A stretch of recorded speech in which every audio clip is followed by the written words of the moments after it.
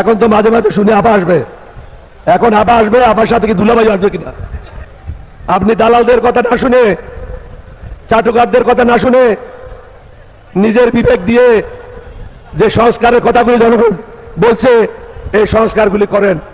এখন আপনি দুর্নীতি বন্ধ করতে পারেন নাই, চাঁদাবাজি বন্ধ হয় নাই, আইন শৃঙ্খলার চরম অবনতি, দ্রব্যমূল্যের ঊর্ধ্বগতি, একাধারে প্রধানমন্ত্রী, একাধারে সংসদের নেতা, একাধারে দলীয় প্রধান। আমাদের প্রস্তাব ছিল যিনি প্রধানমন্ত্রী হবেন তিনি দলীয় প্রধান থাকতে পারবেন না।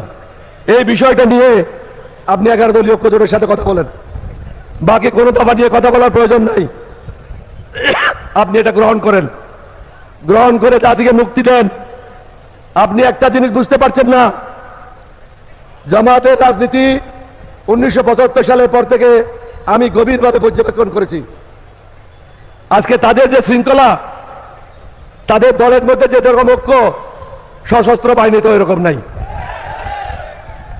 আজকে যদি 3 জন নেতা একসাথে হয়ে যায় শফিকুর রহমান সাহেবের নেতৃত্বে, আমাদের ছোট ছেলে নাহিদ এবং শেখুল হাদিস মাহমুদুল হক সাহেব 3 জন যদি একসাথে হয়ে যায়, 1 সপ্তাহের মধ্যে আপনার সরকারের পতন হবে, এটা অনিবার্য। এটা ধরে রাখতে পারবেন না, কারণ তারা যে কোনো সময় 20 লক্ষ 30 লক্ষ লোকের সমাবেশ ঢাকাতে ঘটাতে পারবে, টঙ্গীর রাস্তা বন্ধ করে দেবে, সায়দাবাদের রাস্তা বন্ধ করে দেবে, মিরপুরের রাস্তা বন্ধ করে দেবে। আপনি কোন দিকে দেশে থাকবেন? আপনাকে এটা বুঝতে হবে। আপনি অন্যদের দ্বারা প্রভাবিত হবেন না, দেশের মানুষের কথা বলে চিন্তা করেন, দেশের মঙ্গলের কথা চিন্তা করেন। মানুষকেও চিরদিন বেঁচে থাকবে না, মানুষ বেঁচে থাকে তার কর্মের মাধ্যমে, টাকা দিয়ে নয়, পদ দিয়ে নয়। আপনি প্রধানমন্ত্রীর জন্য জনগণের মধ্যে বেঁচে থাকবেন না। আপনাকে বেঁচে থাকতে হলে জনগণের আশা আকাঙ্ক্ষা আপনার কর্মের মধ্যে প্রতিফলিত হতে হবে।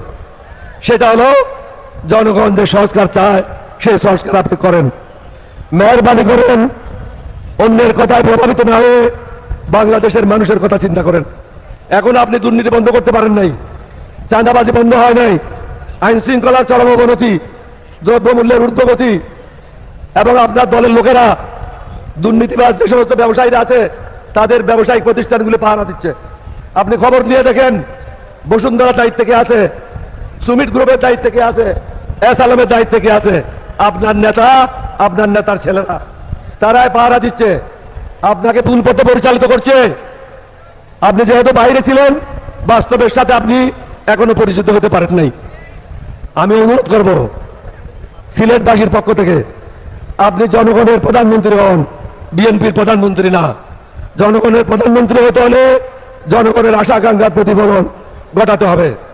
আমরা চাই জনগণের আশা আকাঙ্ক্ষার প্রতিফলন হোক, অন্যথায় আমাদের সম্মুখে অন্য কোনো রাস্তা খোলা থাকবে না। তখন শুধু একটাই হবে, এক দফা এক দাবি, এই সরকার কবে যাবি, এটা ছাড়া কোনো কিছু রাখবেন। আমাদেরকে ওই জায়গায় ধাক্কা দিয়ে দেবেন না। মেহরবানি করে জনগণের আশা আকাঙ্ক্ষার প্রতিফলন ঘটে যত দ্রুত সম্ভব আপনার কাজগুলি কণ্ঠকবিহীন করেন এবং সংস্কারগুলি সুন্দরভাবে সংসদের মাধ্যমে পাশ করে দেন। তাহলে দেশে শান্তি ফিরে আসবে।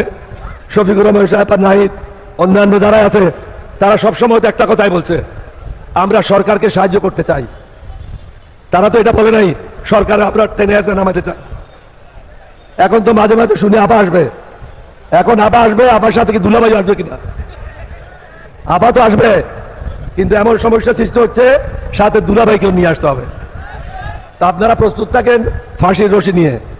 এখানে আসলে এমনি কাজ চলবে না। এবার ফাঁসি ঢাকা কারাগারে হবে না, সরওয়ার্দী উদ্যানে করতে হবে। তাহলে এই যে সুন্নতের কথা বলেন, ইসলামের কথা বলেন, কোরআনের কথা বলেন। কোরআনে কেন বলে হাত কাটে দেন? কারণ হাত কাটা দেখলে মানুষ মনে করবে এ চোর, অপরাধী, বাকি লোকেরা আর চুরি করবে না, অপরাধ করবে না। আপনি দালালদের কথা না শুনে, চাটুকারদের কথা না শুনে, নিজের বিবেক দিয়ে যে সংস্কারের কথাগুলি জনগণ বলছে এই সংস্কারগুলি করেন। আমি দুইটা মিটিং আগেও বলেছি, একটা বিষয় শুধু আপনার অসুবিধা হতে পারে, সেটা হলো একাধারে প্রধানমন্ত্রী, একাধারে সংসদের নেতা, একাধারে দলীয় প্রধান। আমাদের প্রস্তাব ছিল যিনি প্রধানমন্ত্রী হবেন তিনি দলীয় প্রধান থাকতে পারবেন না, এই বিষয়টা নিয়ে আপনি 11 দলীয় ঐক্য জোটের সাথে কথা বলেন।